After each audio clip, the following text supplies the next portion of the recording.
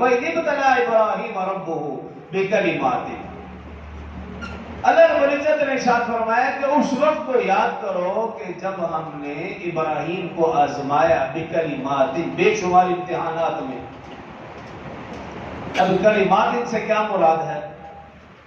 حضرت اکرمہ رضی اللہ عنہ وہ فرماتے ہیں کہ ان امتحانات سے مراد یا کلمات سے مراد وہ چیزیں ہیں جو انسان کی فطرت کے متقاضی ہے، فطرت میں شامل ہے، کہ ان چیزوں کو سب سے پہلے حضرت ابراہیم علیہ السلام نے کیا، اس سے پہلے پیغمبروں نے نہیں کیا۔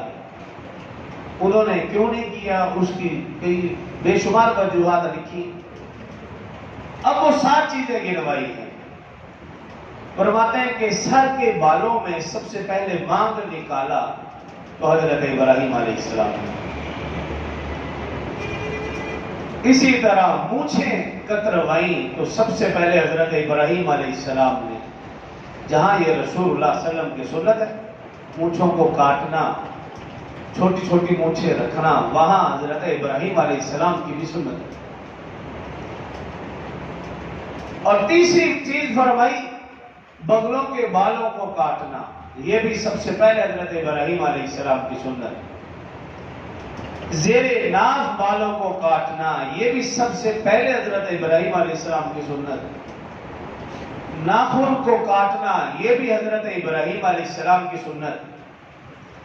پانی کے ساتھ استنجا کرنا، یہ بھی سب سے پہلی سنت حضرت ابراہیم علیہ السلام کی ہے۔ اسی طرح ختنے کروانا، یہ بھی پہلی سنت حضرت ابراہیم علیہ السلام کی ہے، اور پھر رسول اللہ صلی اللہ علیہ وسلم اور امت محمدیہ۔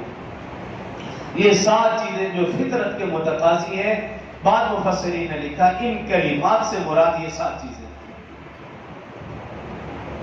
امام حسن رضی اللہ تعالیٰ عنہ وہ ان کلمات کی تفسیر میں لکھتے ہیں کہ ان امتحانات سے مراد یہ 7 چیزیں ہیں: چاند، سورج، ستارے، آگ، ان کے ذریعے سے اللہ نے ابراہیم علیہ السلام کو آزمایا، ہجرت کے ذریعے سے آزمایا، اور بیٹے کی قربانی سے آزمایا، اور ختنے کے ذریعے سے اللہ رب العزت نے ابراہیم علیہ السلام کو آزمایا۔